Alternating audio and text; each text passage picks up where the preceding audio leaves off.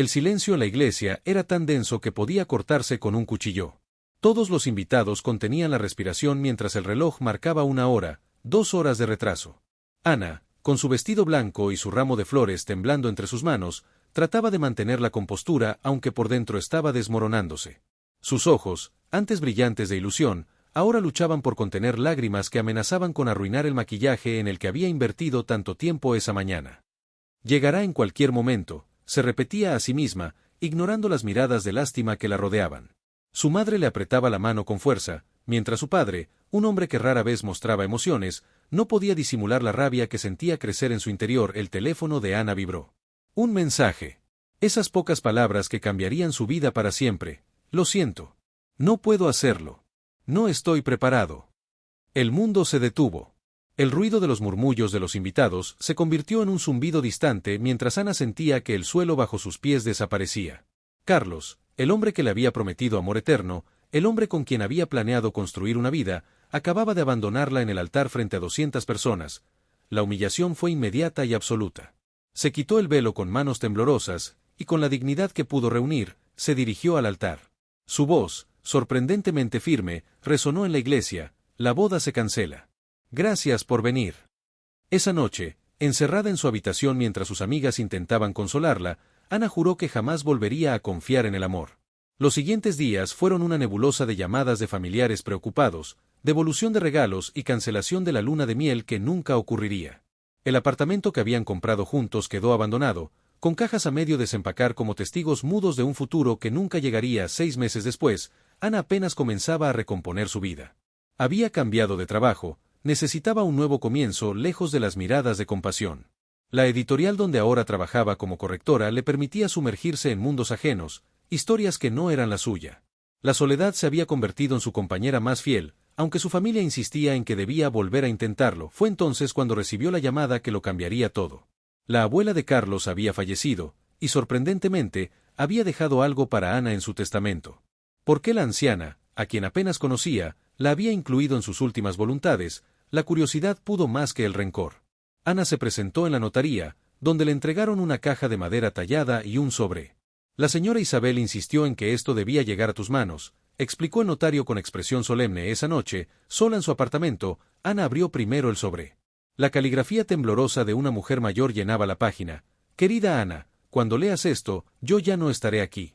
Sé lo que mi nieto te hizo, y no tengo palabras para expresar mi vergüenza.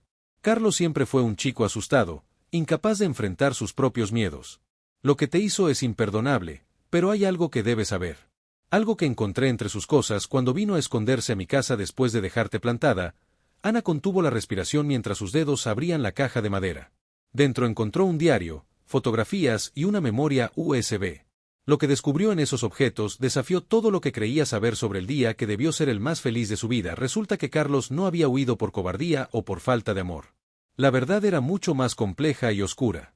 En las páginas del diario, Ana encontró referencias a amenazas, a un secreto familiar que Carlos había estado ocultando durante años. Las fotografías mostraban evidencia de algo que nunca hubiera imaginado. La memoria USB contenía grabaciones que confirmaban lo impensable. Con manos temblorosas, Ana tomó su teléfono. Necesitaba respuestas y solo había una persona que podía dárselas. Marcó un número que había jurado nunca volver a marcar. Ana.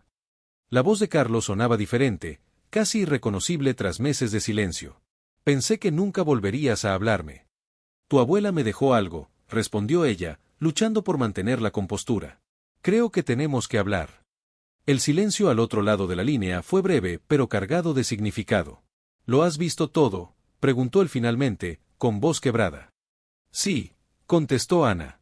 Y ahora entiendo por qué lo hiciste. Pero lo que no entiendo es por qué no confiaste en mí. Te estaba protegiendo, susurró él. O al menos eso creía. Ana cerró los ojos, absorbiendo el peso de esas palabras. El rencor acumulado durante meses se mezclaba ahora con una nueva emoción, incertidumbre. ¿Qué habría hecho ella en su lugar? ¿Habría actuado diferente? Necesito verte, dijo finalmente. No para retomar lo nuestro, sino para entender. Me lo debes. Acordaron encontrarse al día siguiente en un café neutral, lejos de los recuerdos compartidos. Ana colgó y miró nuevamente los objetos esparcidos sobre su mesa.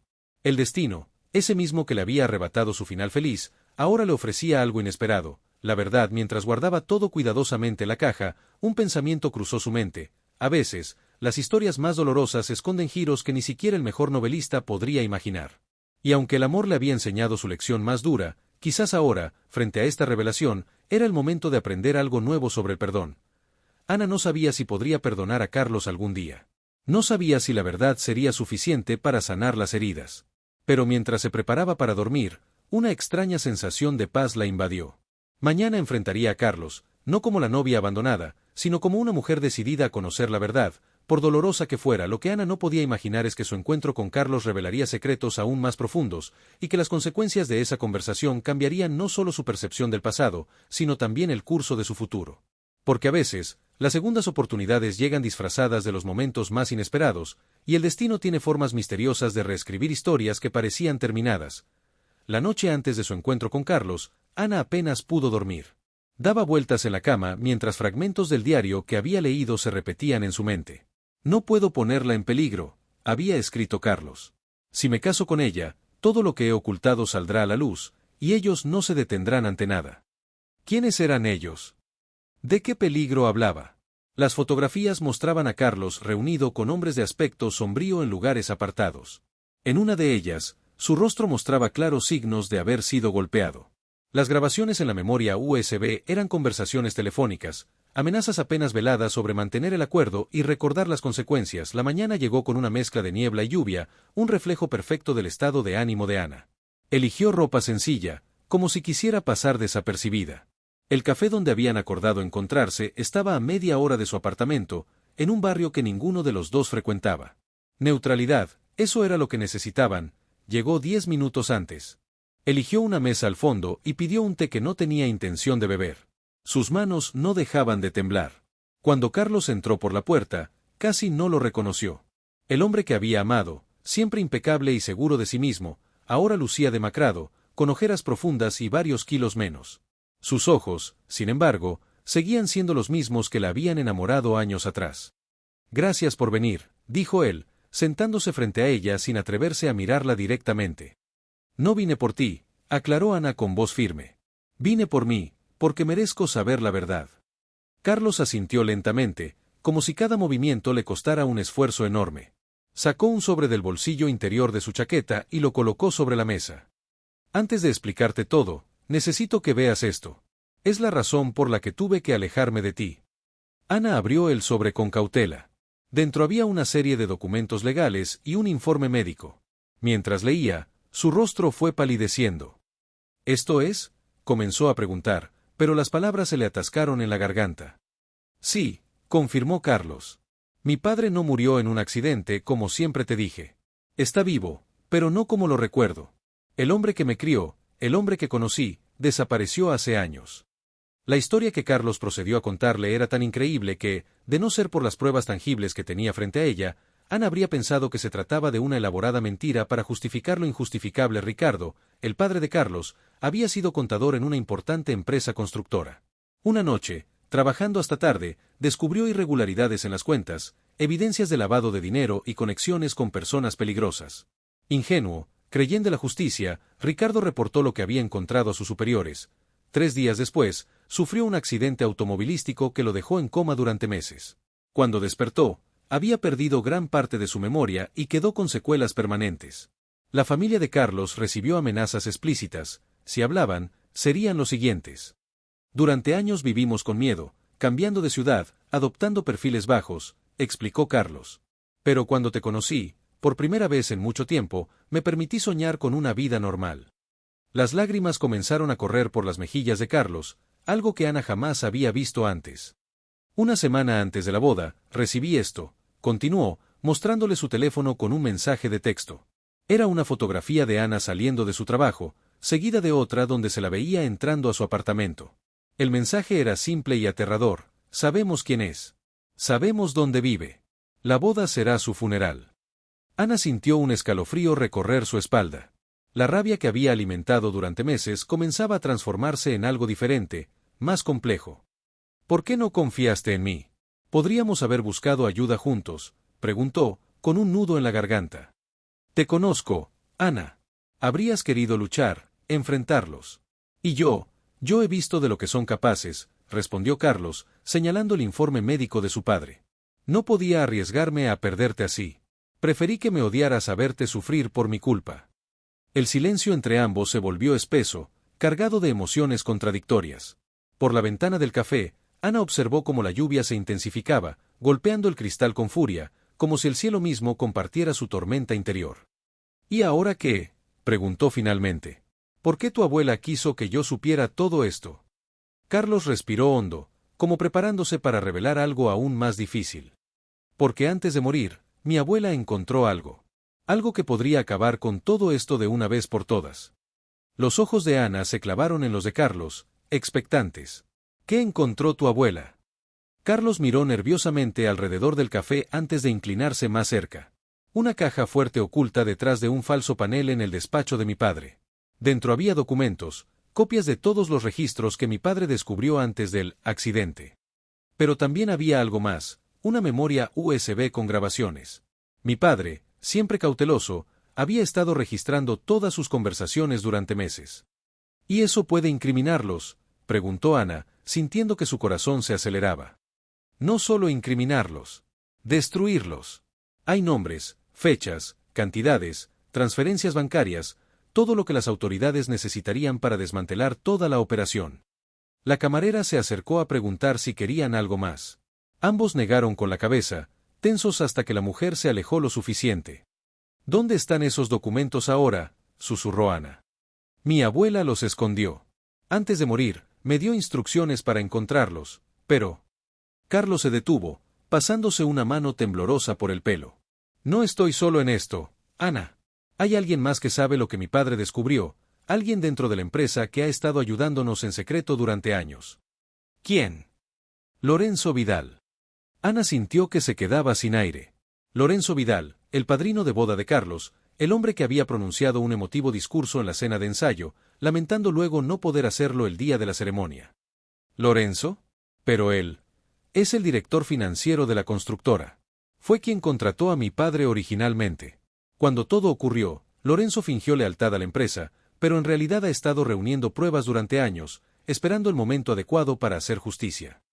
Ana trató de procesar toda esta información. Su mundo, que apenas comenzaba a recomponerse, volvía a tambalearse. ¿Por qué me cuentas todo esto ahora? ¿Por qué tu abuela quería que yo lo supiera? La expresión de Carlos se volvió aún más seria. Porque ya no estoy seguro de en quién confiar. Hay un topo, alguien que ha estado filtrando información. Lorenzo cree que podrían estar vigilándome, pero a ti te han dejado en paz, creyendo que ya no tienes conexión conmigo. ¿Estás diciendo que? Mi abuela te eligió, Ana. Te dejó las pistas en esa caja porque confiaba en que tú, con tu resentimiento hacia mí, serías la última persona que sospecharían que podría ayudarme. El silencio entre ellos fue interrumpido por el sonido del teléfono de Carlos. Al ver la pantalla, su rostro palideció. Es Lorenzo. Dice que tenemos que movernos. Ahora. Salieron apresuradamente del café bajo la lluvia, que ahora caía con menos intensidad. Carlos la guió hasta un coche estacionado a 2 calles de distancia. No puedo pedirte que te involucres en esto, Ana. Puedo llevarte a casa y, ni lo sueñes, lo interrumpió ella. Me dejaste plantada en el altar. Me debes 6 meses de terapia y un vestido de novia carísimo. No voy a dejarte solo ahora. Por primera vez en todo el día, Carlos esbozó una leve sonrisa que desapareció tan rápido como llegó. Arrancó el coche y se dirigieron hacia las afueras de la ciudad. ¿A dónde vamos?, preguntó Ana, observando cómo el paisaje urbano iba dando paso a zonas más rurales. A la casa de campo de mi abuela. Es donde escondió todo. El viaje de casi 2 horas transcurrió mayormente en silencio, cada uno sumido en sus propios pensamientos.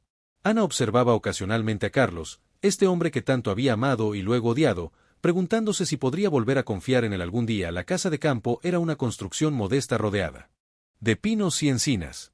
Parecía abandonada, con las persianas cerradas y el jardín descuidado. Carlos detuvo el coche a unos metros de la entrada. Espera aquí, dijo, tomando una pequeña linterna de la guantera. Déjame comprobar primero que todo está en orden.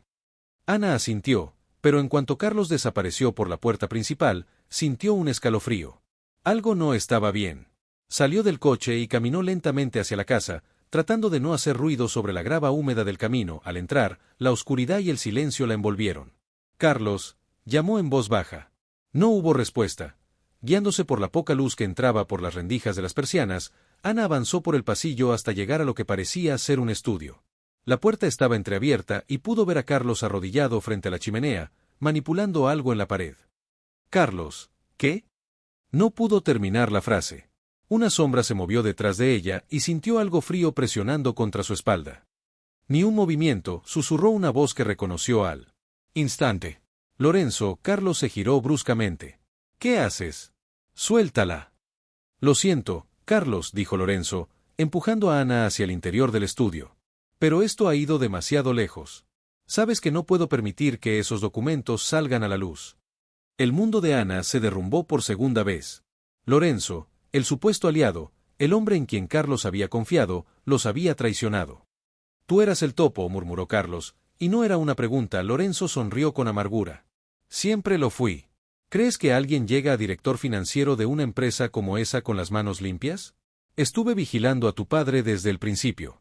Cuando descubrió los documentos, intenté advertirle, ofrecerle un trato. Pero no, Ricardo tenía que ser el héroe». «Fuiste tú quien ordenó el ataque contra mi padre», dijo Carlos, con una voz que Ana nunca le había escuchado, fría y cargada de odio. «No tuve opción. Y ahora tampoco la tengo». Lorenzo levantó lo que Ana ahora podía ver claramente que era una pistola. «Los documentos, Carlos».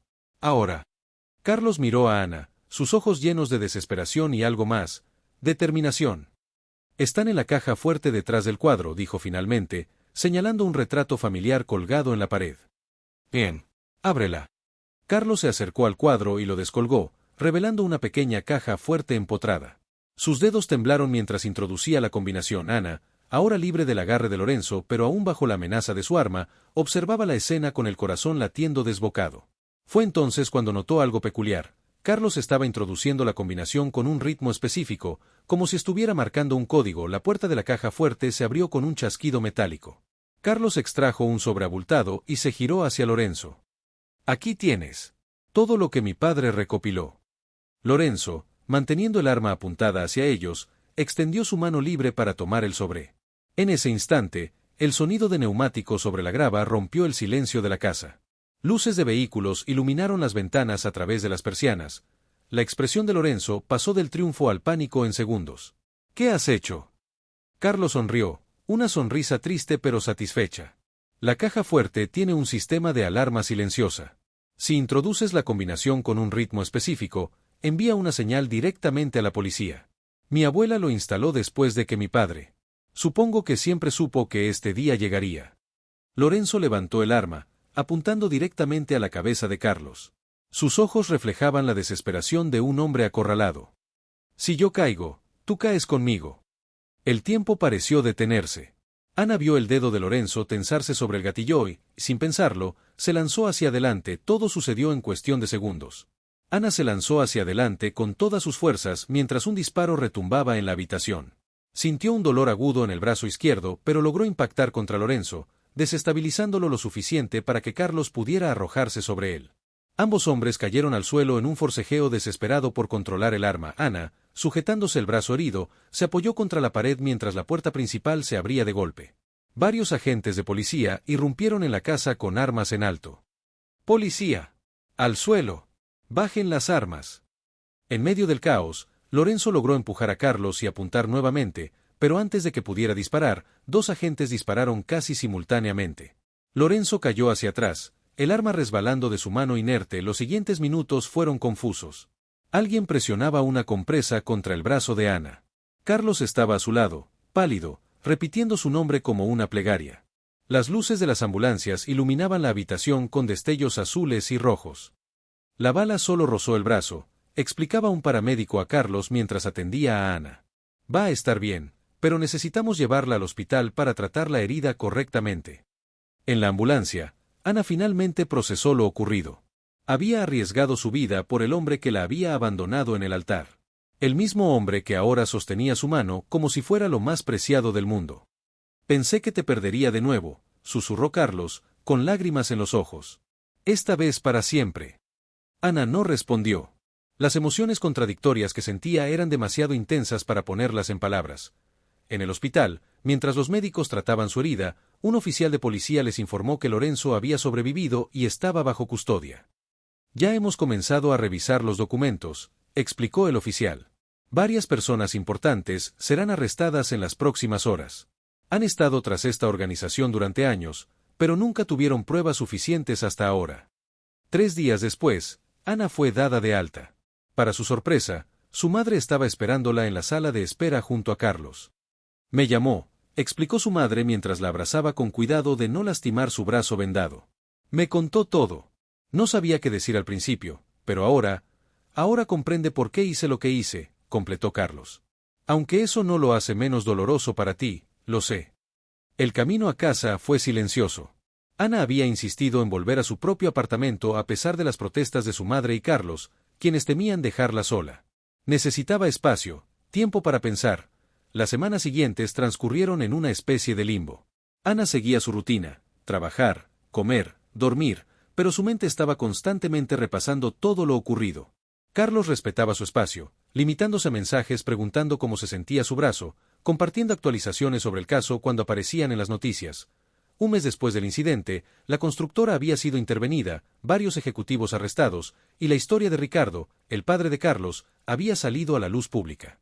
Carlos había podido finalmente contar la verdad, y su padre recibía ahora el mejor tratamiento médico disponible, aunque los daños neurológicos eran irreversibles. Ana seguía el caso desde la distancia, incapaz de decidir qué hacer con respecto a Carlos. Parte de ella anhelaba perdonarlo, entender que su abandono había sido un acto de amor desesperado.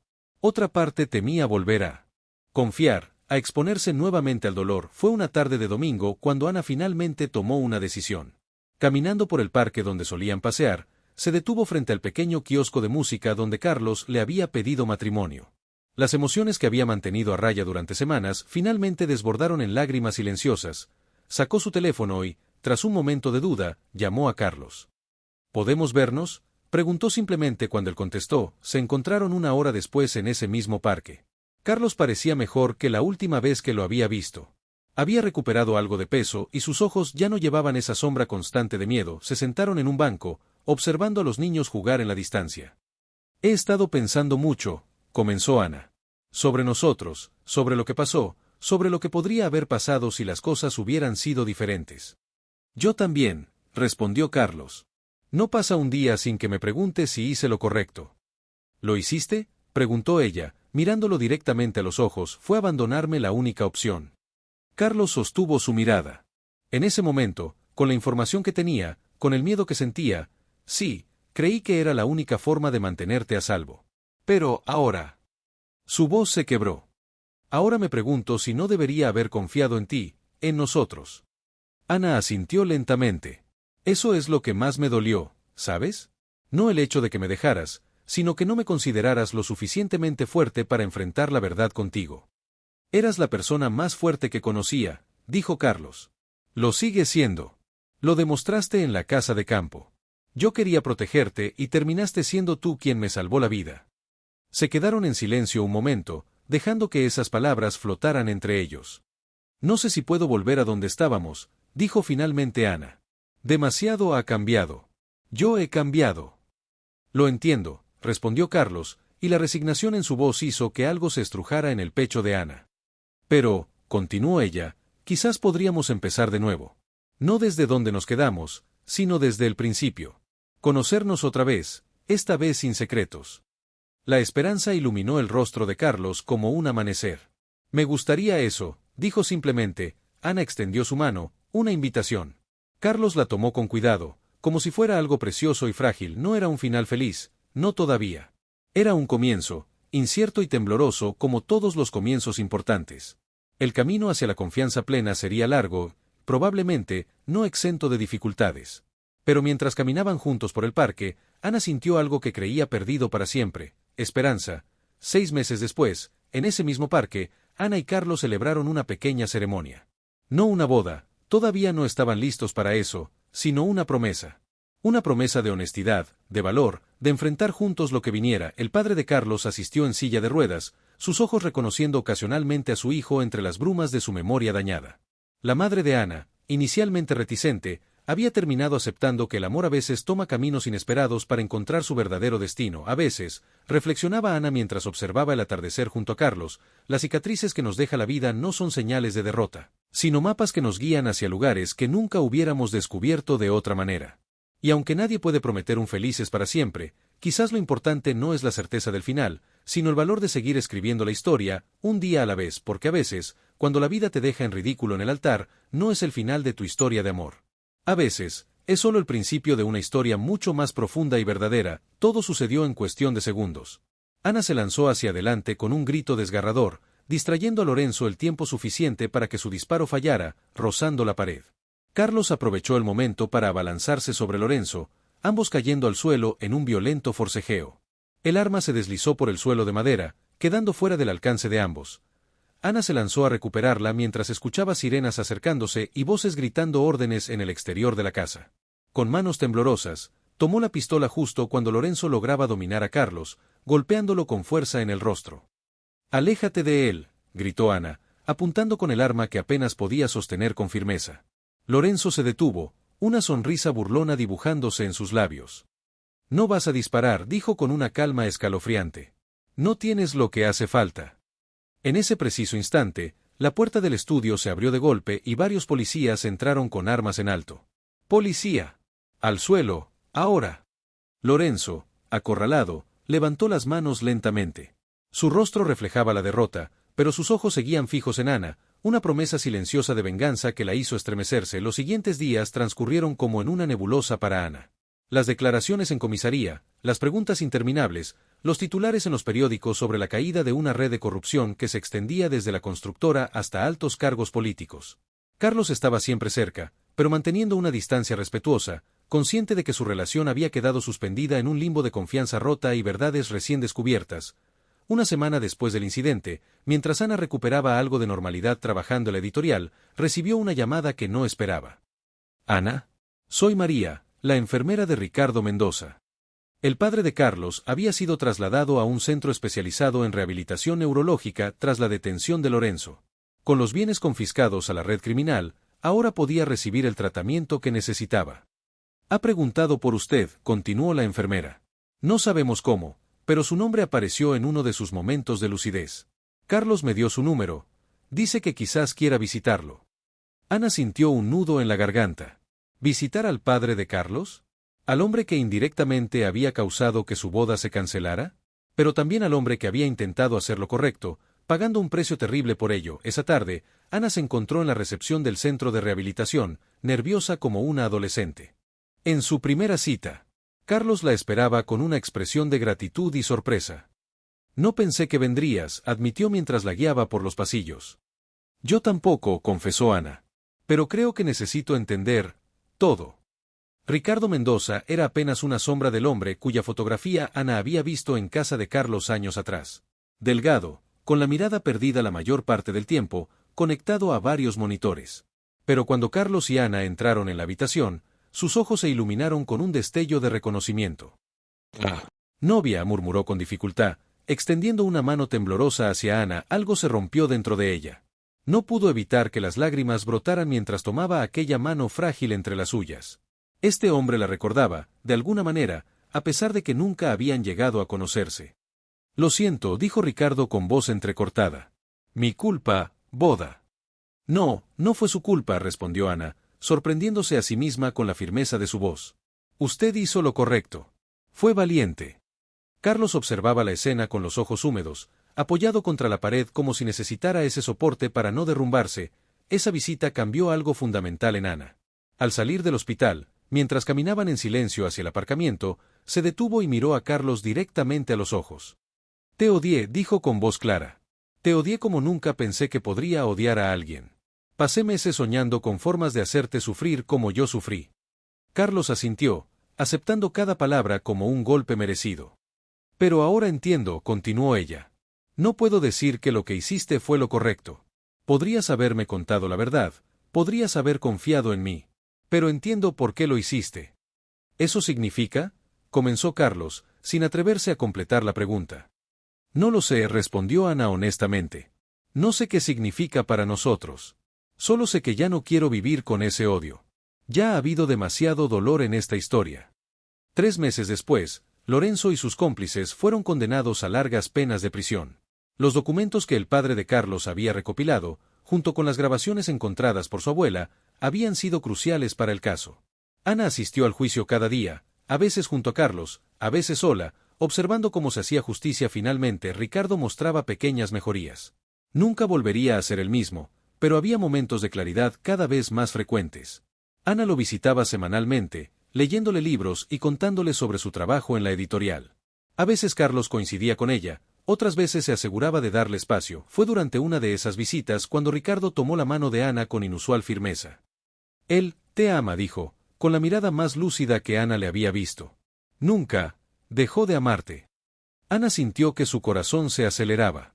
Lo sé, respondió en voz baja. Esa noche, sentada en su apartamento, Ana revisó el álbum de fotos que había guardado en lo más profundo de su armario tras la boda cancelada.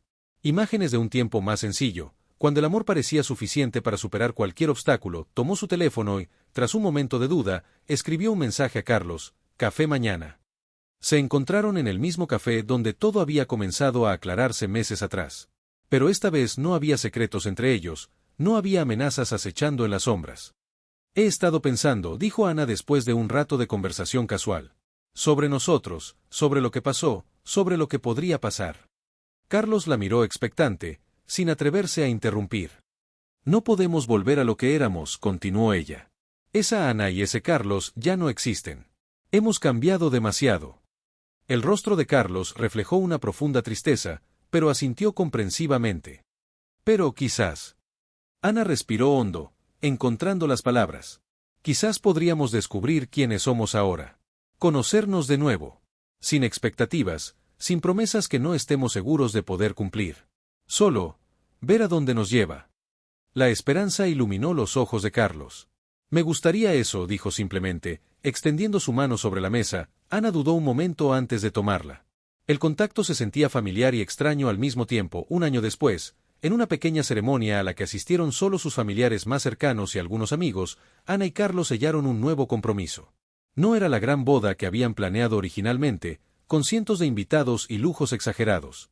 Era algo más íntimo, más auténtico, nacido no de sueños románticos sino de la comprensión profunda de lo frágil y valioso que es el amor cuando ha sido probado por el fuego. Ricardo Mendoza asistió en silla de ruedas, sus momentos de lucidez ahora suficientemente frecuentes para disfrutar plenamente de la ceremonia.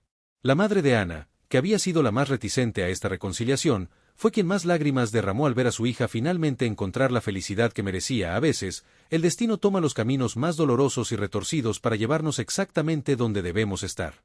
A veces, es necesario perder algo para redescubrir su verdadero valor. A veces, como Ana aprendió, el amor más profundo y auténtico no es el que nunca se rompe, sino el que encuentra la manera de reconstruirse, pieza por pieza, desde las cenizas del dolor y la traición.